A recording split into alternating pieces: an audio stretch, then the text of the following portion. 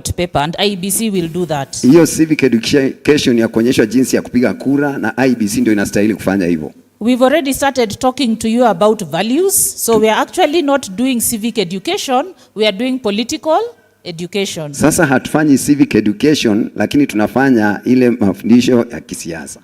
Now, we are not saying that we are political. We are doing political education. Hatusemi sisi ni wanasiasa, lakini tunafunza watu kuhusu siasa.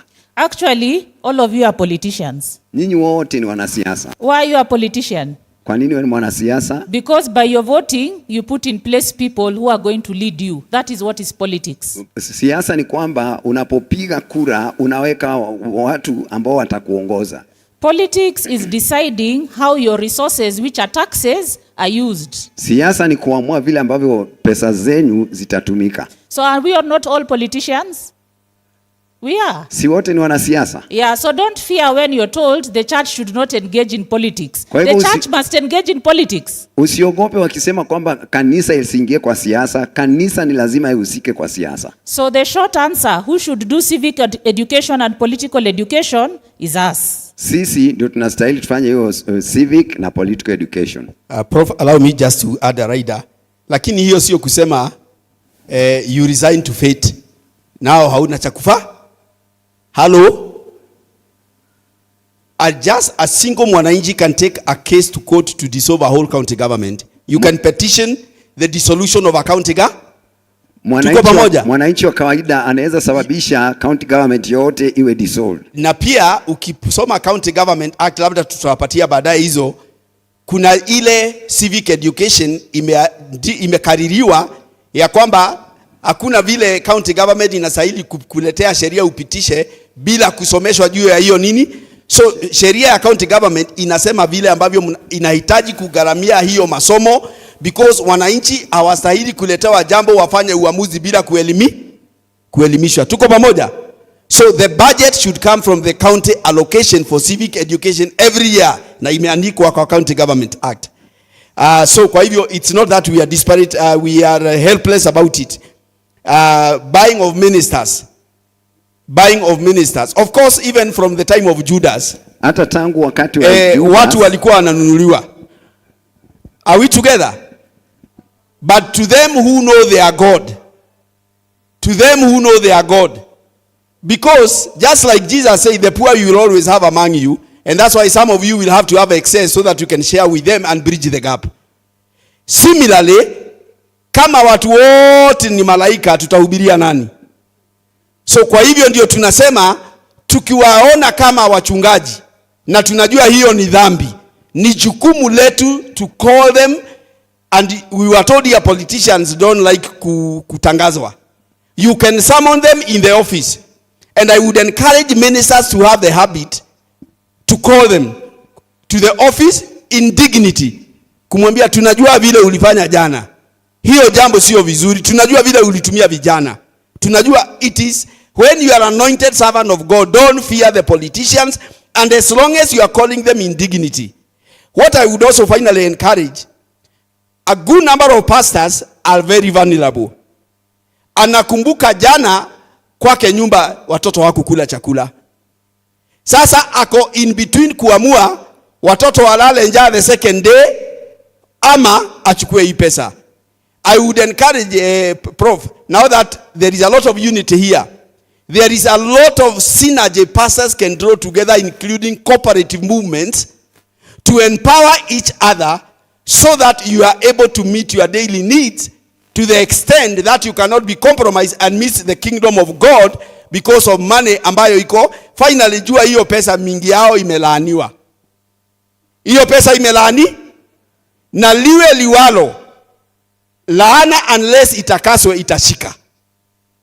Mungu amekuwekea milioni 10, umekula 500, unakosa milioni 10 kwa sababu ya shilingi 500. So let us also train our conscience to obey what God wants us to do. Finally, una educate watu, the sitting MCA ama member of parliament anasema unaelimisha watu kwa sababu yake.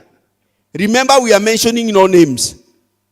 We are teaching people the right value of a leader, the character of a leader. So if it happens by coincidence you don't meet that criteria, as a servant of God, we have not been given the spirit of fear. We have not been given the spirit of timidity, but of courage and sound mind. So kama elimisha watu wa Mungu asipotee, we have just said, my people perish for lack of knowledge. Be the disseminator of the knowledge without fear. But remember, it requires wisdom. Call them in your office, tell them, we are educating everybody, and even if you are corrupt, anyway, you have a chance to reform. Yeah, I will add a few comments to the answers that have been given. Nitaongezea mambo machache kwa majibu tumepatiwa. First of all, the delay in the issuance of IDs to the youth hii hali ya vijana kucheleweshwa vitambulisho is one of the systems of rigging. Hiyo ni mbinu moja ya kuiba matokeo. It will be one of the items that we'll include in this movement, and we will advocate for immediate issuance of those IDs. Na ni moja ya vitu ambavyo tutasukuma na tutangaze ni vizuri vitambulisho watu wapatiwe mara moja. We have the issue of the youth jobs. Tuna hali ya kazi za vijana. When you save all the money that I listed, you have enough money to give the youth access to affordable credit, access to markets, the right infrastructure, free Wi-Fi, Wi-Fi, and everything else that the youth needs to succeed in business. Tukizuia uwizi wa zile pesa ambazo niliwaonyesha hapa, itatusaidia kuwa na pesa za kufanya mambo haya yote, kama kusaidia vijana, kazi, Wi-Fi na mambo kama yale. Now, if you are an employer, kama wewe ni mwajiri, you have the responsibility to hire and fire.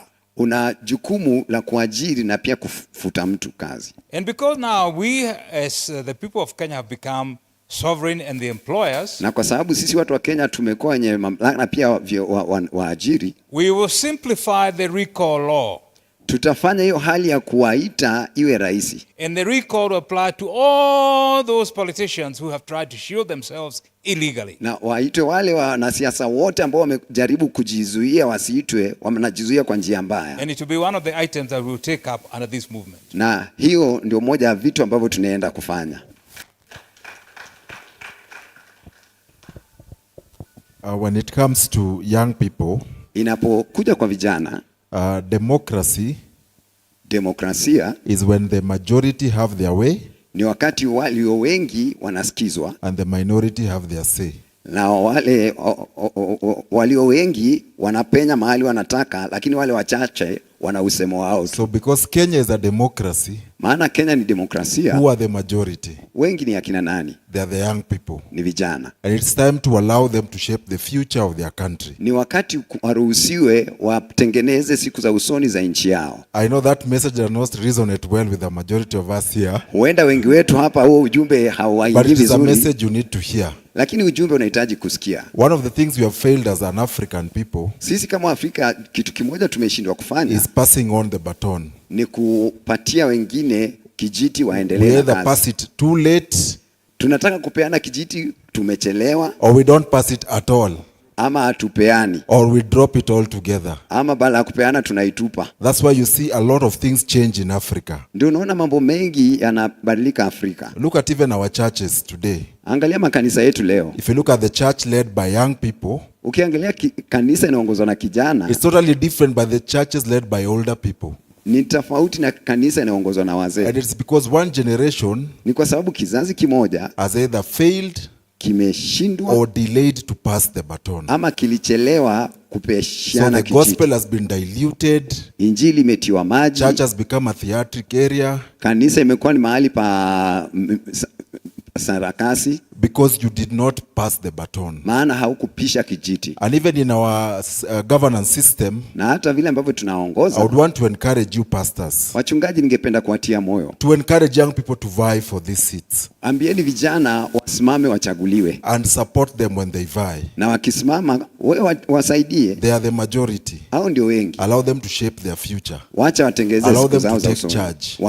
Because this is a democracy. Maana hii ni demokrasia. So encourage young people to vie for these seats. Watie moyo wasimame wachaguliwe. Through the process we have shown you, they might not have money. Kupitia mbinu tumeonyesha huenda wana pesa. Who are ethical, lakini wana Their people have akili, values. wana maadili. So support them to vie for office. Kwa hivyo wasaidieni wasimame kuchaguliwa. There's something I've learned from the Arabs and the Asians. Kuna kitu The nimejifunza Indians kwa specifically. Wahindi na Waarabu.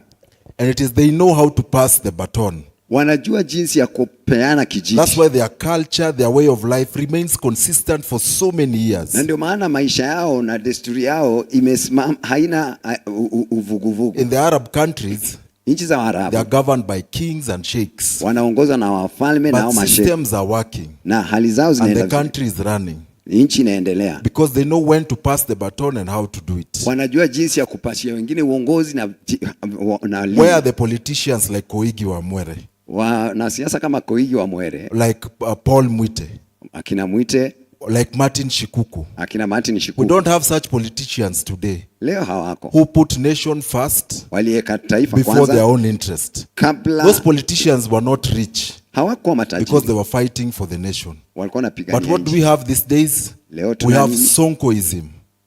Usonko. Dosi. Yeah? That is what we call them. Kiongos. It's because they ride around with flashy cars. Wanatembea na magari ya They live kifahari, in big houses. manyumba makubwa, They dish money. pesa After every zinamwagwa. funeral, people queue and they give them money. Kwa mazishi watu wanapanga laini, wanapewa And I pesa. blame the Akina Koigi wa Mweres and the Akina Paul Mwites Na mimi ninalaumu wale viongozi because they waliokuwepo stayed mwanzo. too long before passing on the baton. Walikaa sana kabla hawajapashiana And if you vizuri. look at our politics now, Siasa yetu there is leo, nothing to desire. You know, Kenya is a country that looks like it's retrogressing. Kenya ni kama nchi ambayo inarudi nyuma. If you look at our country very well, sometimes socially, we are not progressing. It's like tunarudingi nyuma. Si Tunarudi ukweli? nyuma. The things we do now, you wonder, are we in Kenyatta's era or Moi era? What happened? Do you have a new constitution? You keep asking yourself those questions. Unaendelea kujiuliza hao maswali. So empower the young people Watieni vijana to take over leadership, wachukue uongozi, not only in the country, na sio kwa nchi tu, but also in the church. na pia kanisani. God bless you. Thank you very much. Nitauliza wenzangu wanaweza keti. Asanteni sana. Kwa hivyo najua maswali yanaweza kuwa mengi. Tulikuwa tunataka kumalizia tu na kusema ya kwamba kazi yetu kama kanisa pia ni kufanya kazi pamoja. Nitataja tu kwa ufupi. Ni nani ambaye anajua pengine hospitali ya karibu ambayo haina madawa ama haina madaktari? In most of them, isn't it? Counties zote, almost all the sub counties, isn't it? Nyinyi wachungaji mkishikana pamoja, ile siku msema ya kwamba as part of the pastors fellowship, kwa hiyo siku mtaenda kumuona the local administrator, sub county administrator ama MP ama nani, mkae kikao na yeye. But of course for the counties we know is under health, kwa hivyo ni county. Na wale watu wa county, the local MCAs or the CEC for health, mwende mumuone mkiwa nyote mko pamoja. Wajua ya kwamba hao nyinyi mmeshikana. Do you believe the medicine is going to come back ama itarudi? Itarudi because they don't know how to lose votes, isn't it? This is the power of the church. But we must be united. I just wanted to add that one. You know, alone you cannot make a lot of change. United, you can make a big difference. No, politicians fear numbers. The moment they see all of you are united, they will listen. Ukienda peke yako, pengine hata kusikiza. But when you are together, they will do it. I was going to just make a last comment about vetting. Ni kweli kuna watu ambao pengine hawatakuja hapa mbele kwa sababu wanaogopa, maybe they have a lot of skeletons na wanaogopa maswali ambayo wataulizwa. Wale wasipokuja, basi na watu hawatawajua, hawataweza kuwachagua. So it is to their loss, isn't it? So we give opportunity to everybody, they are all invited, and then we allow our people to make a choice based on values, based on knowledge, isn't it? Kwa hivyo tunataka kuendelea hivyo, tuweze tunataka kwenda kumalizia upande wetu, but we have a very important section. I want you to be thinking about, as a result of coming here today, what is God asking me to do? Kwa sababu tunakuja tu tuwaeleze alafu tuondoke.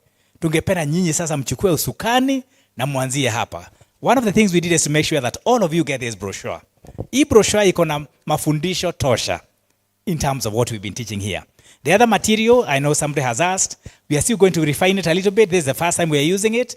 We need to go change it a little bit. We are going to be having a national TOT at the beginning of September. After that, we'll be able to release it. but it will be yours as well. But allow us to fine-tune it a bit, because even as we presented it here today, we have seen maybe some areas we can improve. But the brochures are ready, and you can take these now and begin to teach your people. You know, each of these things, we are allowing you the freedom to be able to do that. So we want to empower you. But we want you to be able to sit together before muondoke, mkae pamoja. Pengine wale mmetoka sehemu moja, sub-county fulani. What are you going to be doing together between now and the election? What we are trying to work on is not sio tu mambo ya next year's election. We actually have a 14-year strategy to 2040. So it's not just about this election. Although this election is important, but we believe that we can get incremental success ili tukifikia mwaka wa tuseme 2037 election. That election should reflect the values of God. It should reflect the church of this country. It's going to be small steps until we reach there. But we want to begin somewhere. And so the next election is a good place to begin. I'd like to request my sister Anne to come. And also Sharon, if you are here. Sharon is also a younger person. Anne Kathrima is in the area of election observation. Ili awaeleze zaidi jinsi ya kuchunguza ama ule uchaguzi, so that because we would also like the churches to be involved. Ili mtu asiogope kusema ya kwamba kura zitaibiwa, because you are going to be there and your people are going to be there. Amen. And so on. And then Sharon will come. She is part of the team that maybe we'll talk about the young people, and then maybe one more, and then we'll be done. Kwa hivyo, asante. Ungependa mkarimani ama? Thank you, Prof. Na maybe nianze na disclaimer. Nimezaliwa hapa Nakuru, nimelelewa hapa, nimeenda shule hapa, nimeona kuna watu wa Lanet. That was my home so many years ago. Yes, I was born and brought up in FTC, which is KMA now. Yes, so I'm a daughter of this great county. Yes. Huyu ni wetu. Yeah. So we are looking at election observation. Tunaangalia ile hali ya kuangalia uchaguzi. Now I want us to go back to 2022. Nataka turudi mwaka wa 2022. How many of us voted? Ni wangapi mlipiga kura? All of us. Wote. Yeah, that is nice. But Nakuru had a registered voters of 1.05 million. Nakuru ilikuwa na waandikishaji wapiga kura milioni 1 kuendelea. Yes, but come on voting day, only 686,000. Wakati wa kupiga kura ni watu 600 pekee ndio walipiga kura. Walipiga kura. I hope they are not here. Natumai hawako hapa. Aha. Okay. So when we say election observation, tukisema kuhusu observation ya uchaguzi, it is a systemic way of gathering information. Ni ile njia ya kutafuta habari and making an informed judgment. Na kufanya uamuzi ambao unaeleweka. So for us who went to the polling station, we could have seen party agents, we could have seen election observers. Wale ambao tulienda kwa uchaguzi tungewaona wale wanaosimamia. Yes, but we were wondering what were they doing. Some of them had paper, they were ticking. Others were just looking and reporting. Tulikuwa tunashangaa wanafanya nini, tulikuwa tunaona tu wana makaratasi, wanaandika. But now going back to the Constitution, Article 81, na tukirudi kwa katiba, on the general principles of the electoral system, katika kanuni za njia ya uchaguzi, this is what is listed. That is Article 81. Haya ndio mambo yameandikwa pale. So as observers, our work is to enhance accountability and transparency. Kazi yetu sisi ni kuhakikisha kwamba kuna uwazi na kuna chochote kinapotelea. You remember in Supreme Court, katika koti kuu, the case between Raila Odinga and His Excellency William Ruto. Ile kesi kati ya Raila Odinga na Mheshimiwa William Ruto. The judges were asking, where are your observers? Wale judges walikuwa wanauliza observers wenyu wako wapi? And the camp of Raila Odinga could not produce any credible report from their domestic waliokuwa upande wa observation. Raila Odinga hawangetoa habari yeyote kuhusu wale walikuwa kitazama huo uchaguzi. But for those, that is now the ruling party, UDA, they had an observer in each and polling station. Na wale watu wa UDA walikuwa na wale wanaangalia matokeo yao kila mahali. Next slide.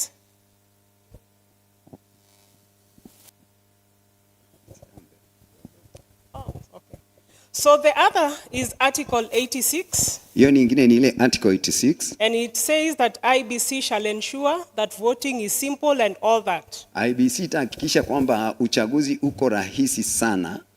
But it also goes to the Electoral Act. Lakini pia inafikia hali hiyo ya uchaguzi. And we find in section 42 tunaipata katika hiyo 42 that IBC is required to accredit observers. IBC inatakana accredit. Kupitisha kuona kwamba huyu anastahili kuwa observer. Agents na ma-agents, media and other international bodies. Na hizo zingine. So now you need to be accredited. Ili uwe observer ni lazima uwe mtu ambao umepatiwa cheti. And you must be having the observer badge which you will present at the polling station. Lazima uwe na badge ambao utapeana pale kwa stesheni. And the polling officials allow you to observe the elections. Alafu wale officials watakuruhusu pale. Next slide. So why do we observe? Kwa nini tunaangalia matokeo? Promote transparency. Ni ili kuwe na uwazi. All the way down to strengthen democratic governance. Na ili pia kuhakikisha kwamba mambo yameenda, aliyeshinda ni yule alishinda ya halali. And again, why do we do elections and why are elections important? Kwa nini tunapiga kura na kwa nini kura ni ya muhimu? It's because it's a human rights issue. Maana ni jambo la haki ya kibinadamu. Because it's an early warning. It's an early warning tool. Ni chombo cha kuonya. And it's also a conflict management tool. Na pia ni chombo cha kusaidia uongozi. So let's go to the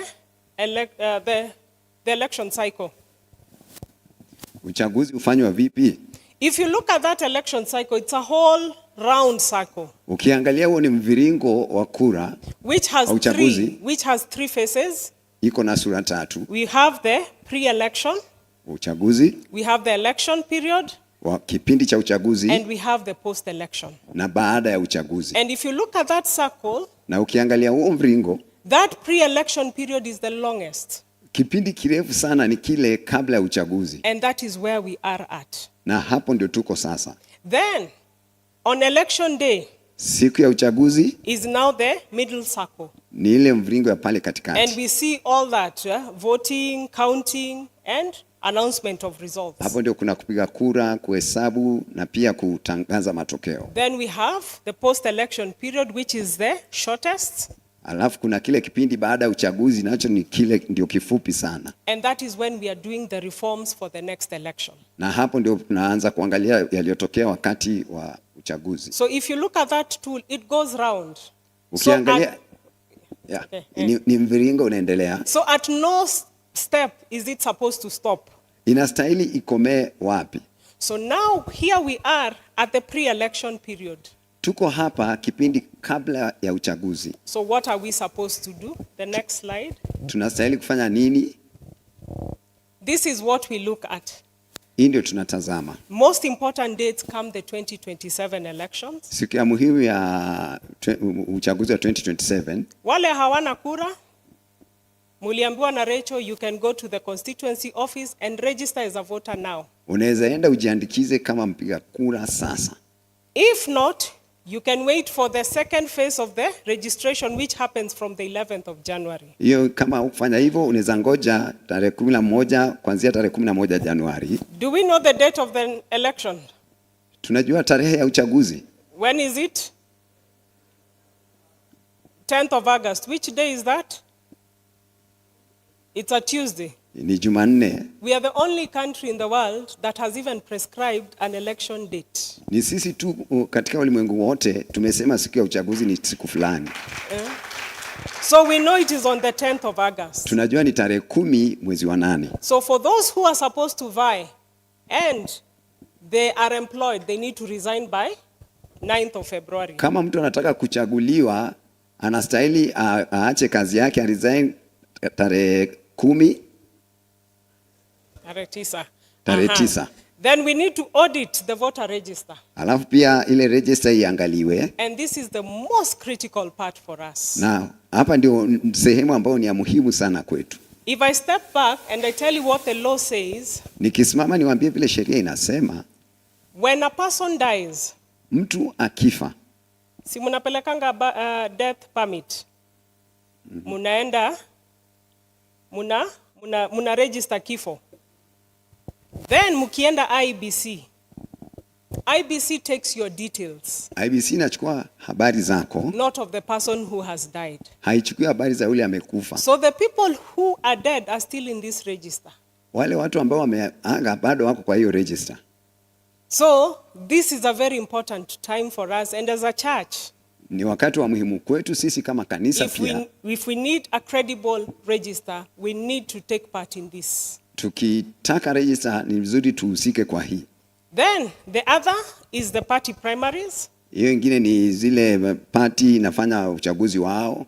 And this is where we say it is a mini election before the main election. Na huu ni uchaguzi mdogo kabla uchaguzi halisi. And if you remember in the previous elections, Na katika chaguzi ambazo zimeisha, before, if you are given a party ticket during party primaries, you are assured to get elected. True or ilikuwa false? ukishapatiwa tu wewe unahakika kwamba utakuwa kwa uchaguzi. But this time round, Lakini wakati huu vitu zimebadilika.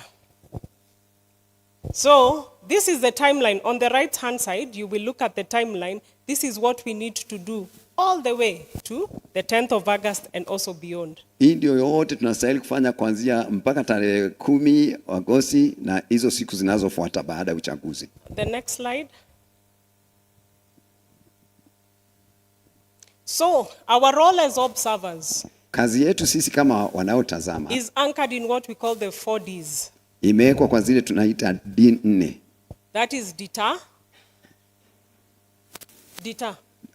Kuzuia, kuzuia, delay, kuchelewesha, detect, kupambanua and document. na kuweka kunakili. Unaweka nakili. So deter, delay, detect, document. Yours is not to tell the presiding officer what you're doing is the wrong thing, Kazi yako si kuambia yule unafanya kitu kibaya, but it's to document. lakini ni kuandika. Now, this is our strategy, and this is what we are going to do come the 2027 election. Hii ndio mbinu yetu na ndio tutafanya inapokuja uchaguzi ambao tunakujia mwaka ujao. We are looking to recruit, to train, and deploy long-term observers. Tunataka tuwe na observers ambao watakuwa kwa muda, And they are here today. na wako hapa leo. Then we seek to recruit, to train, deploy short-term observers for the election day. Alafu pia tunataka tufunze, tukuze na tupate wale watakuwa observers siku hiyo ya uchaguzi. And then we want to be the second country in Africa after the Democratic Republic of Congo Tunataka tuwe taifa la pili Afrika baada ya DRC to have a church-led election observation mission. tuwe na observation ambayo inaongozwa na kanisa. We also want to be the first country in Africa Na tunataka tuwe taifa la kwanza Afrika to create the first church-led election situation room. kuandika Room. chumba ambacho kanisa itashughulikia hiyo mambo ya uchaguzi. And then on election day, Alafu siku ya uchaguzi we want to have an observer in every polling station. tunataka tuwe na observer wa kanisa kwa kila stesheni. And also we want the same observers to observe the whole electoral process from polling station, tallying center to the declaration of results. Alafu pia tungependa wawe pale kutoka kwa stesheni mpaka kuendelea mpaka wakati uchaguzi matokeo yatatangazwa. But this is where our responsibility begins. Hapa ndipo jukumu letu linaanzia. We will have to adapt a polling station in each and every ward. Kila ward lazima tuwe na polling station yetu. Where our churches are, we have wards. Mahali makanisa yetu yako kuna wadi pale. That is where we are going to deploy our own observers. We pay them and we cater for them. Hapo ndipo tutawaweka observers wetu, tutawalipa na pia kuwashughulikia. And we have done the cost. It is roughly 3,000 shillings per day for one observer. Tumeona ni shilingi 3,000 kila siku kwa observer mmoja. And imagine If we have this voice Kama tuko na hii sauti and we are able to speak in the whole country, na tunaweza ongea kwa taifa nzima, which candidate will not come for us? ni nani mwe anasimamia anataka kuchaguliwa atakosa kuja kwetu? So it is my prayer, it is my hope, Ni ombi langu na tumaini langu, as a church, kama kanisa we will break the rules. tutavunja hizo sheria And we become the first church-led election observation mission, which is also a situation room, na tukue kundi la kwanza la Kristo ambao itakuwa katika hiyo chumba cha matangazo that speaks on our elections. ambayo inaongea kuhusu uchaguzi wetu. And that's how we will curb election rigging Hapo ndivyo tutashughulikia hiyo mambo ya uibaji wa kura and any malpractice. na mambo ambayo sio sawa. And I want to end it there.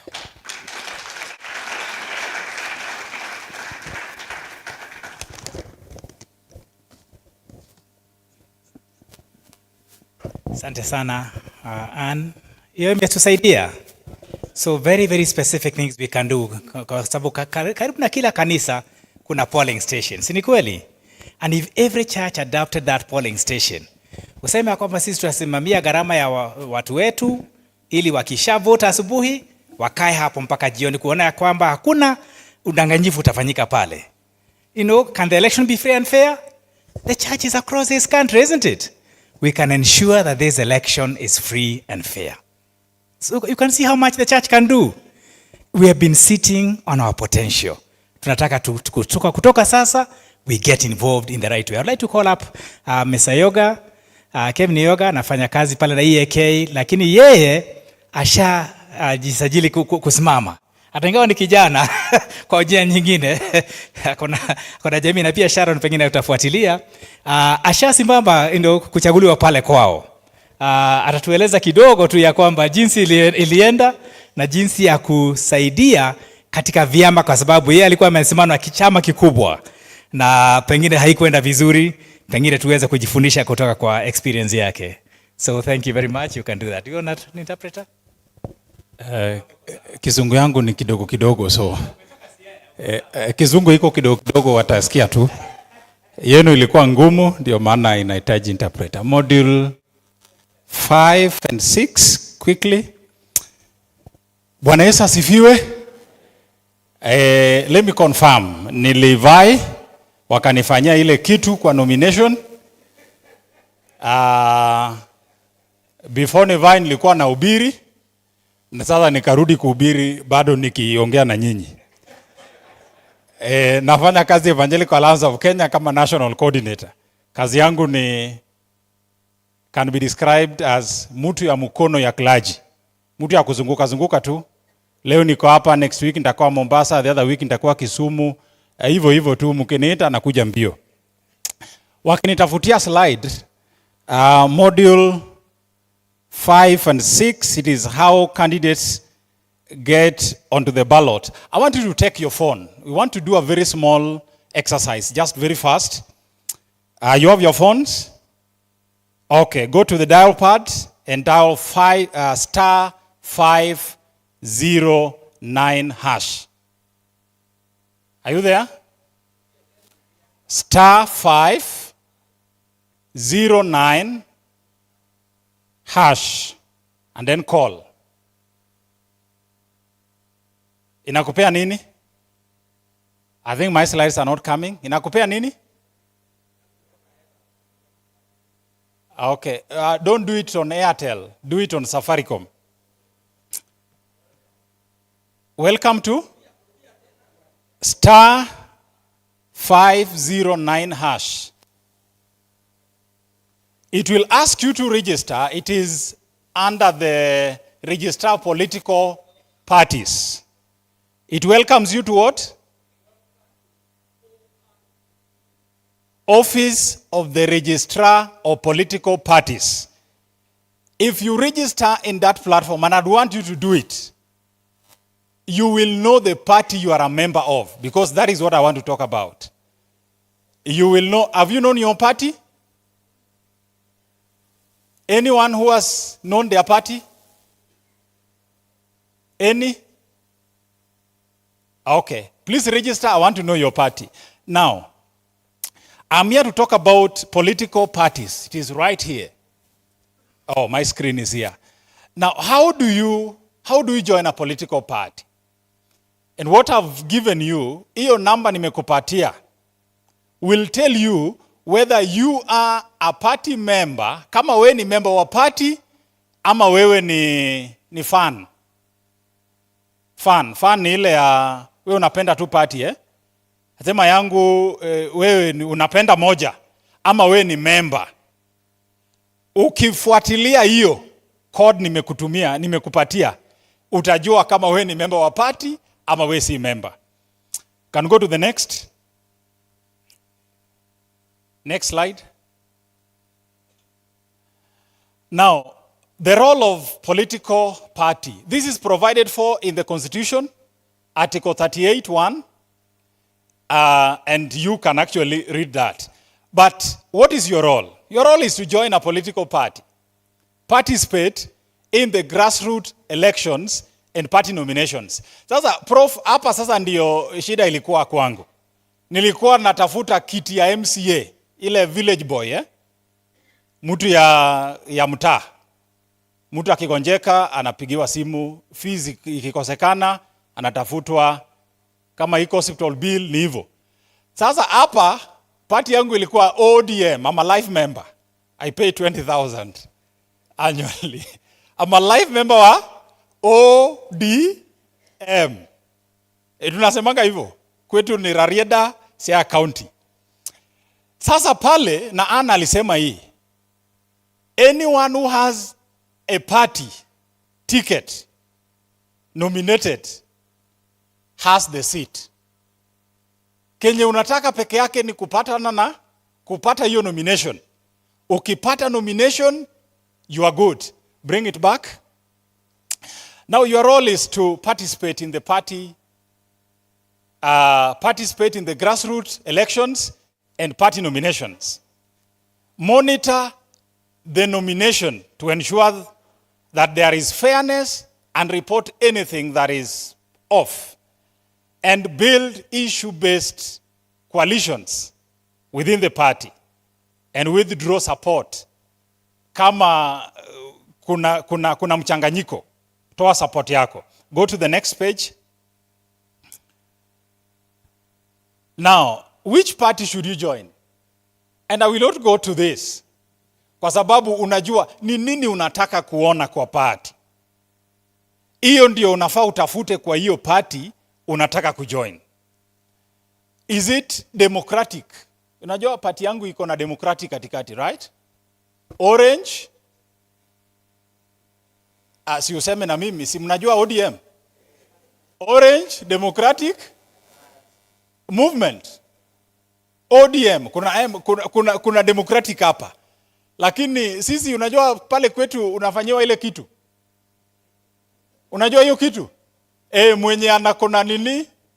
Either uko na guns mingi ya kuinterfere na nomination, ama uko na ile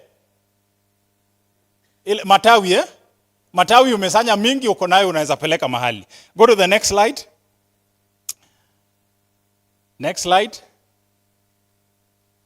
Now, steps to join a political party.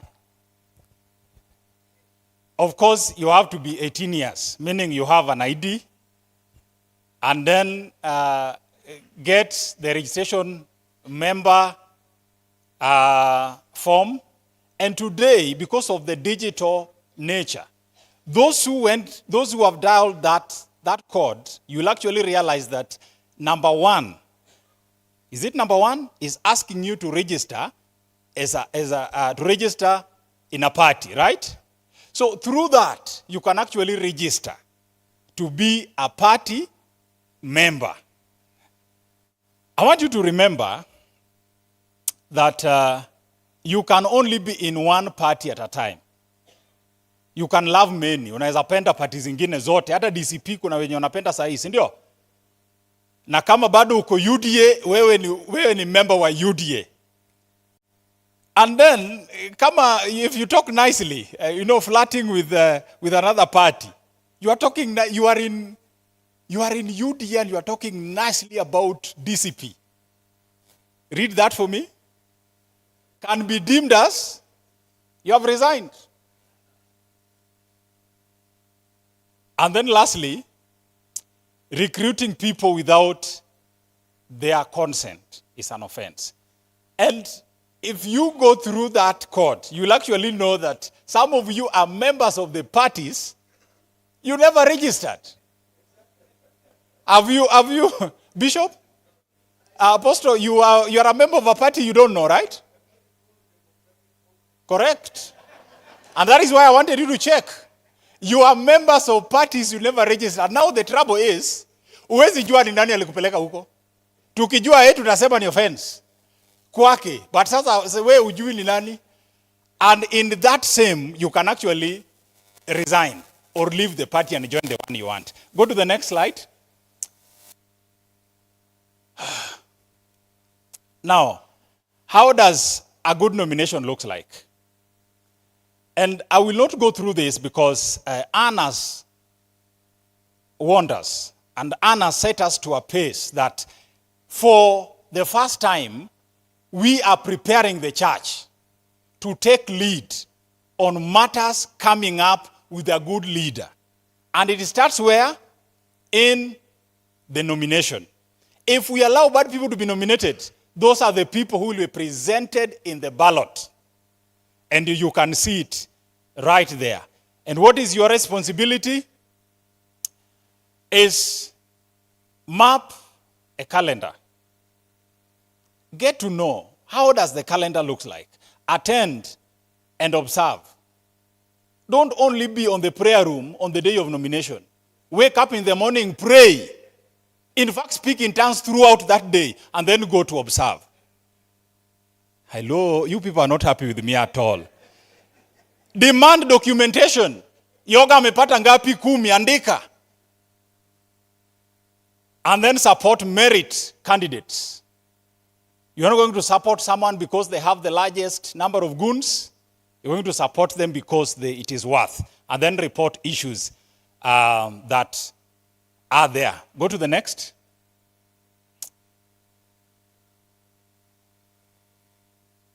Assessing a party manifesto.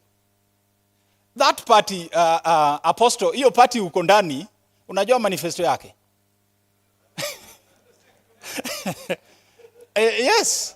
Yeah. And you see, they go outside and say, we have 5 million members. You're actually one of their 5 million members. And you don't know, you have no idea whether you are there or not. They're even killing people in your name. So, decide on the party and then assess their manifesto. Check and ask yourself what you want to see in Kenya. Is it there in that manifesto? Go to the next slide. You have a member number. Good. So they transact in your name. Yes. And I know that applies to many of us here. You will tell us.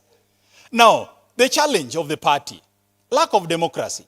Mine has a D, but D is in lowercase, 2 font 2. You know, unaona ukiandika, you can increase the font and you can bold it. So hiyo D ndio kidogo. Violence and shaming against women and youth. Actually, mimi waliniambia wewe kijana kidogo, tunaona wewe kichwa iko sawa. Lakini wewe kijana kidogo, wewe bado iko miaka mingi mbele. Wewe tulia, tutakupanga na pale mbele. Hata waliniita kunipanga nikakataa. Party nominations are trade-off. Mwenye ako na pesa mingi anapewa certificate. Na kuna mahali ukiwa na hiyo certificate, you are good to go. And if you are an independent candidate, then you bear all the costs. Go to the next slide. Independent candidate. Sasa, kama utaki kusumbuana na party, and you are vying, ujipange mapema. na nini? Independent. Enda independent yako, ujipange nayo, you build your brand, and you can actually go all the way. One of the governors, the one that they impeached, was elected on independent ticket. Governor, a whole county. She campaigned and was elected on independent candidate. It is possible. But the trouble is, you will have to do everything yourself. You saw what happened in Olkalau? Those candidates never used their money. It was war of this party against the other. And so this party is releasing money, this one is bringing mattress, the other one is bringing this. And wanaleta hizo zote. Mpaka gas. Candidate gani alinunua gas akapeleka huko. Go to the next slide. I want to finish.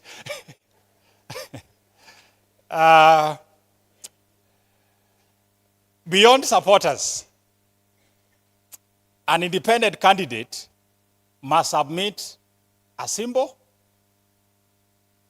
fill a nomination paper, provide physical address, unapatikana wapi, and pay an unrefundable nomination fee. And for the presidency candidate, then you are expected to establish and maintain a functioning office in Kenya. For the rest, your physical location can even be your house. Just say, ukitaki, kama tunakutafuta tunakupata wapi? Sema pale kwangu Ruiru kwenye nakaa. Mkuje mnichukue hapo. Go to the next slide. Now, I want to finish with this. This is the trade-off. Getting on the ballot. And I need to say at the beginning that there are only two ways of getting into the ballot. You are either nominated by a political party or you are an independent candidate. Now, for the party candidate, win the party nomination. For the independent candidate, gather the required voter signatures yourself. And you can actually Google how many you need. Resources. For the party candidate, may access party machineries, and I've mentioned, You remember those things? Si mulikuwa mnaona kwa TV? Hizo vitu zote mpaka barabara mpaka polls ni party. Alafu for independent candidate, you bear it yourself. You finance. Kama ni gas unaleta wewe mwenyewe. Hiyo kitu unataka kupatiana pale ni wewe unaleta hiyo pesa unapatiana. Freedom may be bound a party candidate to party position. Sasa tukisema hii party yetu ni broad based, wewe uko hapo ndani. If you try to say no, we strip you all the privileges you have. But for independent candidate, you answer directly to your voters. Wenye walikuchagua, those are your bosses. But we are changing it as some presented here. Now, main risk. Nomination can be captured or imposed. The capture-recapture method, Unachukua, unaachilia, the capture-recapture method. It happens a lot in the party. The heavy signature and symbol and deadlines burden lies on the independent candidate. And lastly, staying in. For someone elected on a party ticket, you can decide and choose. You can, this time you move this other side of the aisle, the other one you move the other side.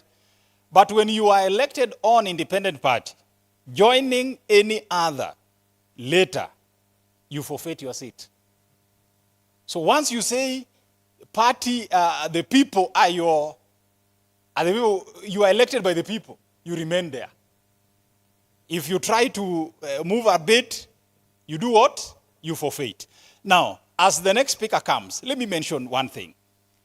In 2022, 8 million people did not vote. 8 million. And the reason being, one of them claimed that they registered as voters where they don't live. Mtu ako hapa Nakuru, na kura yake iko wapi? Nyatike Wuthogik. That time, the fare has gone up. They can't go. So they don't register, they don't vote. Now, for us to have this model and us change this nation, please, move your vote where you live. Hallelujah. Move your vote where? Where you live, so that you are able to cast your vote. How many times do I go to East Assembly? 5 times, 6 times, maximum a year. Sharon, come. But how many times do I live where I am? All the time. Barabara kama ni mbaya? Okay. Asante. Tumpigie makofi kidogo.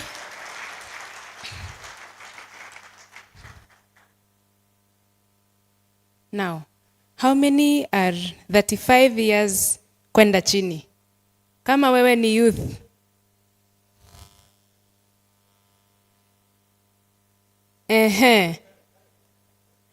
Unataka kuniambia wajafika 20? Oh, wasimame. Youth. Ni sisi, ni kina sisi tu, kwa simameni. Tuwapigie makofi. Asante, you can have your seats. Sasa nataka hao wengine tuangalie tu nyuma. Angalia nyuma, hizo viti ziko empty. As my slides come up. Mnaona hizo viti? Now, hii picha siko familiar. It's a familiar picture. What our youth are saying, no corruption, good governance. Now go to the next slide. Why I told him muangalie nyuma, our country is 75% youth. So we are a total of 58 million. Meaning that 48 million out of the 58 are young people. Now, pardon? 43, yes, sorry, 43. No, hizo viti ziko nyuma ni zao. Na hawajakuja, hawako hapa, lakini labda watakuwa kwa streets.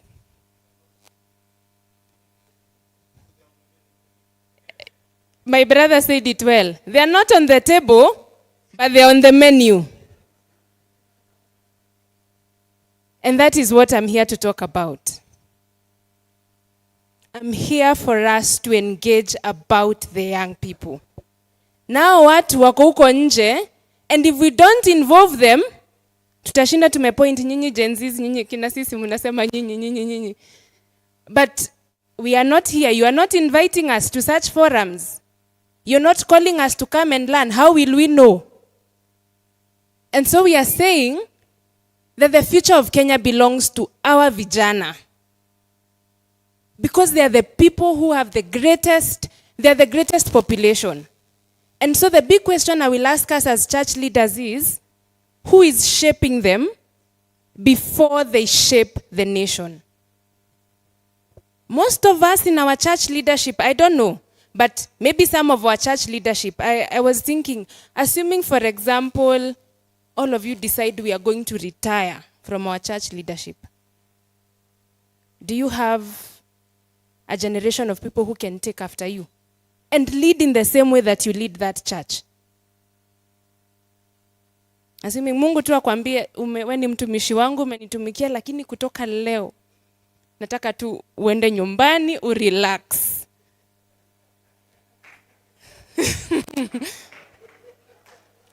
Fikiria, ni nani unajua unaweza acha hiyo position, ama you have been mentoring and working with them.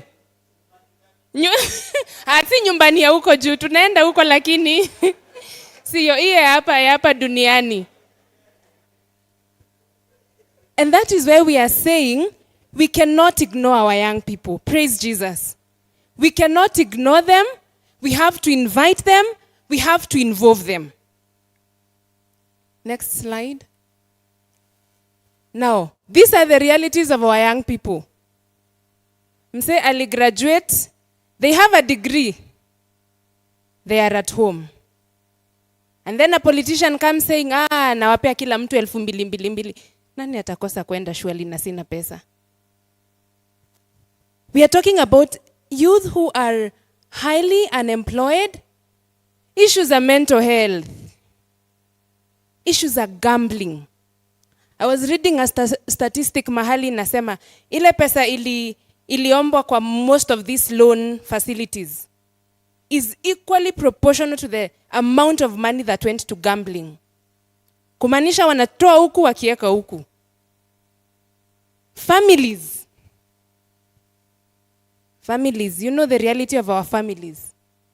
Hopelessness, mtu anasema sasa mbona nikae Kenya? Si niende tu Canada. Ama niende huko. Okay, si Canada si kubaya, ni kuzuri. Lakini you understand. Ama waende Ukraine. Sasa mtu anasema sasa badala ya nikufie huku kwetu, wacha niende huko. At least nikufe nikiwa nimeonja pesa ya nje. Imagine. But also the reality of exposure to misinformation. One of the things I say, if nitakuja church na hautanipreachia about engaging in politics, I will go get information on social media. But that information will mislead me. So as a church leader, have you thought of having a session kwenye unaweza empower your youth? Teach one day about politics and governance. Wako anajua pasi anafunzanga hiyo church. Or maybe they will say, anyway, the exposure to social media. But also, political manipulation. Goonism. I think, hiyo hata sifai kuexplain sana. Si tunajua tu. We saw these things recently, and anyway, acha nisiseme. But let's go to the next slide. And so, I think these are what I was saying. We are the youth are not in our leadership roles. Hawako mkimake. They're on the table. They're on the table, but they're not on the table, but they're on the menu. So the ability to shape the future wana feel, hata church watu ku involved. Sisi ni watu wa kuasha na media, you know. But also, if we separate the church, tutasema, Sunday tutatokea tuende church. Lakini Tuesday, very ready for Tuesday. We're not saying going to the streets is wrong, but they go out with, you know, different values. Let me share a story there. Mimi ni mtu mzuri, nimeokoka, naenda mbinguni, napenda Bwana. But I went to the streets. And I went to the streets because I believed, as Rachel and Anne push story elections huko juu, mimi acha niende, hata mimi niwakilishe hii nchi. But as I was there, nikaongea na kijana. Kijana akaniambia sasa mimi, alikuwa anajaribu kuvandalize. So nikamuapproach, nikamuuliza kwa nini, kama umekuja umetokea street, tutembe, tuende maandamano lakini usiharibu kitu. But for them, alisema sasa mimi sina job. Mimi hii chuma tu napata, hii nikienda tu Githurai, niuze nimepata sapa. So nilishangaa, okay, am I supposed to tell this person usichukue hiyo chuma ama, because I was torn between two. Because you know they are doing it's the wrong thing. The motive is right, but it's the wrong thing you're doing. And it goes back to discipleship. The reason that will make me go out and respond responsibly is discipleship. If I have been discipled in the right way, to engage with values, that even as I go out to contest or to do whatever I'm doing, nafanya hivyo na values, the conviction of the Holy Spirit leads and guides me to do the right thing. So how are we discipling our young people? And then, like I said, the church, we will tell us to pray, and most we do that, but how do we also engage misinformation? So I think we can go to the next slide, and I want us to ask, so what are we going to do for our young people? We are shepherds, aren't we? We are shepherds. We say we are shepherds. So ukienda tu kifikiria youth, kumbuka shepherd. And the first thing I want you to do with our young people, see them, notice them, understand the realities that they are going through in church. Kwa youth group. By the way, sometimes there's something called, of course you know it, the ministry of presence. Sometimes hata youth haezi kuongelesha, maybe anakuogopa, wengine watakuongelesha, but you just showing up and being present kwa hiyo youth service, ata feel wow, kumbe unatufikiria. So see them, make them feel heard. H, hear their voice. And we can go to the next slide, it gives a little more detail. So we are saying, see the realities that our youth go through, understand their vulnerabilities. Waite uambia, by the way, kuna MC amekuja ama MP amekuja akawaambia atawapea kitu kidogo. Have a conversation with them. Just talk with them and listen to what they are saying.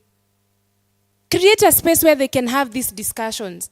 Waite church siku moja, let them come, have a discussion. By the way, what do you think about this issue of 1 term, 2 term, no term, half term? Just ask them. Si hizo vitu ziko. Alafu tena uulize, sawa. Mkishatoa mnaeka nani? For example, ama mkiendelea mtaendelea na nani? Mimi sijasema, nasema tu. So, have these conversations with them, hear them out. Have them express how they feel. Then equip and empower them. Mmetoka hapa na brochures. You can even decide leo nitabeba 5 za 5 youth. Alafu hao youth niwaambie sasa tutamuita hao wengine tuende. Equip them, empower them. Mkuwe na sessions, train them and engage with them. But also pray for them. Our young people, we are vulnerable. And I think sometimes, kama hiyo scenario nimepeana, ni mtu ako discouraged. Unamwambia sasa, mimi sina kazi, nimefanya, mimi ni graduate, nyumbani napewa pressure, kwendi unajua marafiki wako wanapata kazi, wewe kwende huna kazi. Sasa mnataka nifanye nini? Si nikitiwa pesa huko nje nitaenda. So pray for them, encourage them, journey with them. We can go to the next slide. Harness their gifts. Kama kuna watu wako talented. Okay, nikina sisi. Ni vijana yani. So kama you have your media team and they can run a whole civic education and a digital campaign, empower them, waambie kuna kitu tulilearn from the civic education, come to tengene, let's make posters and let us have them doing that. They are very tech savvy. They have the energy and support. Assuming one day you say we are going to do a peace caravan in Nakuru. We just walk one day in the street and say, we are going to walk and do a peace caravan. Or like, if it is something on integrity, have them walk and do an integrity campaign. Like for example, we know December 9th is the World Anti-Corruption Day. Mnapanga youth, mbogi unawambia sasa on 9th, we'll just walk in Nakuru and say no corruption, no integrity. I mean, no integrity, no. Integrity first. They have the energy. Utilize this energy in the church, because if tusipoitumia huku ndani ya church, wataitumia kwingine. Then model, exemplify. When a youth akikuangalia anaweza sema yenyewe pasi, I admire him because he models the character of what he says. And it is engaging with how you are engaging with church leaders, engaging with our political space, just being aware. But also, what Anne was saying and what my brother Yoga was saying, if we are able to adopt a polling station, we model to our youth that hizi vitu by the tunaweza zifanya. And we can participate meaningfully. And that is where I was saying, have elders and minister leaders attend their services, the ministry of presence. But also, when you have empowered them, release them. Let them be involved. Kama you have 1,000 youth in your church, and we are talking about 55,000 civic observers, election observers, utatupea wangapi? How many do you want in your church to be either ward representatives or election observers, or to be involved in civic education? And young people can do civic education. So you just call them, unawa train, send them out. Unawambia kwa uto, I don't know whether mnazitanga care group ama mashinani. Hizo zenye zinakuanga kwa vijiji. Unatuma kila mtu youth. We utaenda kwa hii group, na ndio utafanya civic education. But also release them. If they want to vie, support, encourage, push them.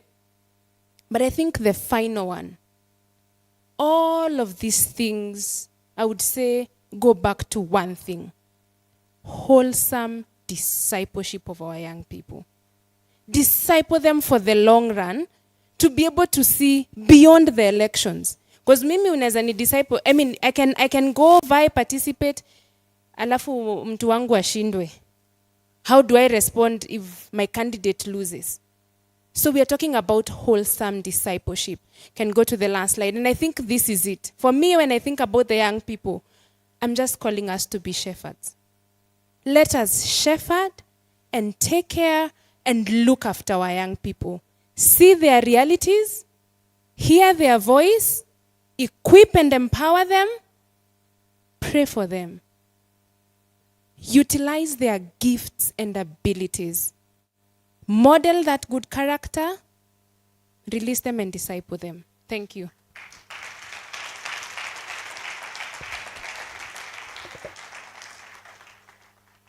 Naona hata Gen Z wanaweza ongea. Kura kwa?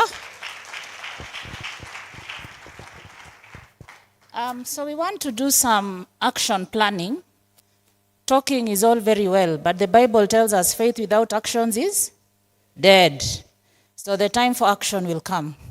The slides, please, if you can move to the slide. So we want to break out and sit according to our constituencies. I think you call them sub-county. In the morning when I was looking, I was trying to get the numbers. And so we will there's a lot of space in this hall, so we are just going to sit according to our sub-counties. And we want to answer 3 questions. So we've talked to you today about civic education. We want to do civic education in every church in the country, because we know there are churches, hata Garissa kuna kanisa, sio? We want to do civic education in every church. And our strategy for doing that civic education is that we are going to have a training of trainers, where we are going to have 3 people per county who come to be trained.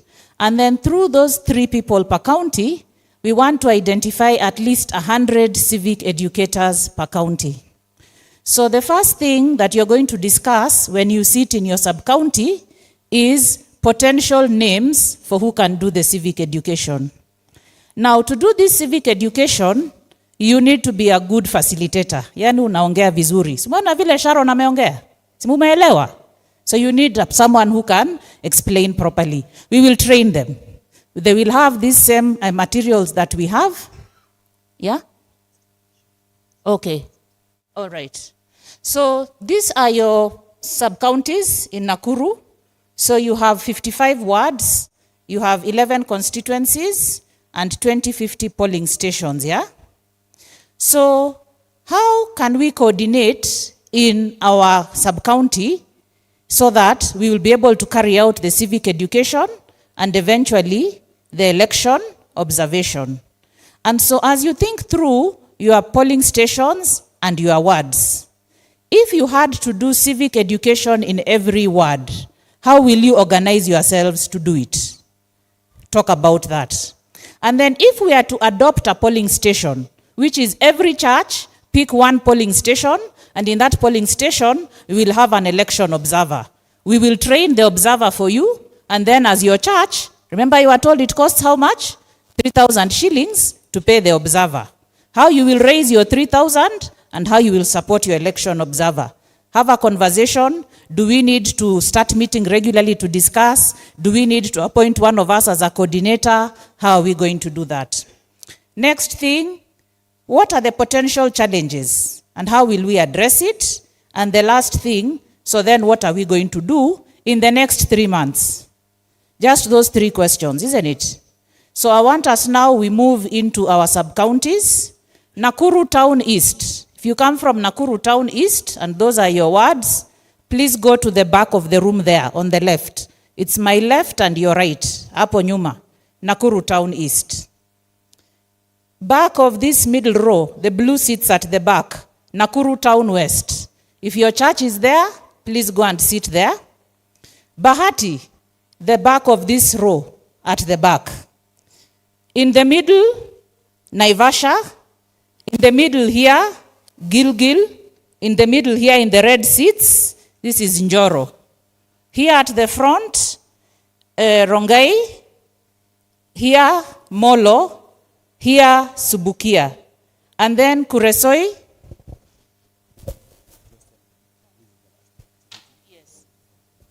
Yes, this is the last activity. No more presentations. So you discuss for 15 minutes. Somebody please take notes, write on a piece of paper, and then you will hand it to the Mkalimani, who I'm told is your Secretary General, who will give it to us for follow-up. So I repeat, Nakuru Town East, behind there, Nakuru Town West, in the middle here at the back, Bahati at the back of that blue rose there. Naivasha in the middle on the red seats, Gilgil in the middle here, the red seats, and Njoro, middle of this row over here. Then Molo at the front, Rongai, Subukia, and then Kuresoi North and Kuresoi South, you can sit together. 15 minutes, write down your answers to those questions, and then you will bring them to the front, to the person who was doing interpretation. Thank you.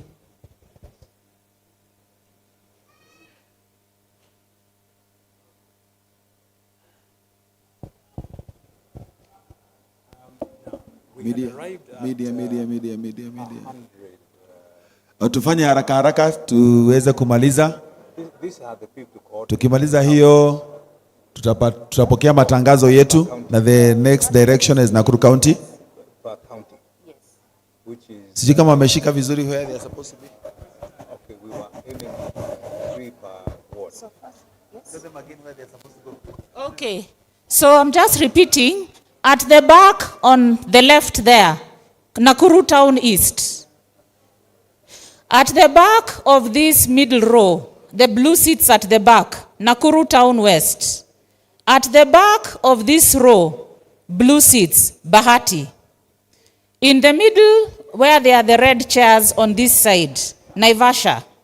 In the middle row, where there are the red chairs, Gilgil. Njoro, in the middle red chairs, there's someone putting their hand up there from Njoro. Towards the front, the blue chairs. Molo on this side, Rongai over here, and Subukia, yes? Okay. You are who? Molo. Okay, so Molo, you are seated here. And then Kuresoi North and Kuresoi South, I saw you are few. You can sit. You are there? Okay. Sawa, kila mtu aketi. Si sasa mumejua kwenye muko? Si tuko na chairman. Chairman simama tuone tu ni wewe umesimama. Kama wewe si chairman uko umeketi, chairman ndiye anasimama akipeana hiyo direction. Rongai mko wapi? Rongai wako wapi? Rongai mko pale, sawa. Endeni hapo. So just 3 things. How shall we organize ourselves moving forward so that we prepare for the civic education? Do we know anyone we can suggest to be the civic educators? Then 2, how shall we adopt a polling station? And number 3, what challenges do we think we will face? And lastly, what are we going to do in the next 3 months? Sawa, it can be one thing, it can be 2 things. Sawa, chairman, anza kuongea. Endelea na kazi. Sami, James, tuendelee.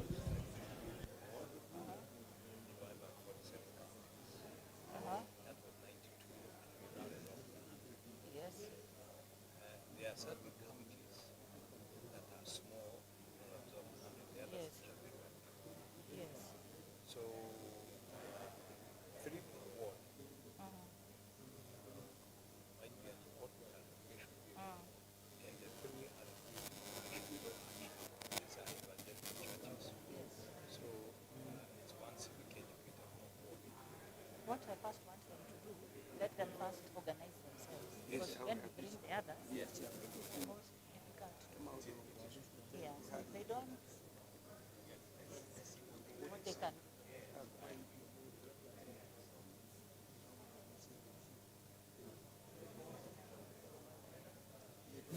So we shall finish at, it's now 15:29, we shall finish at 3:45.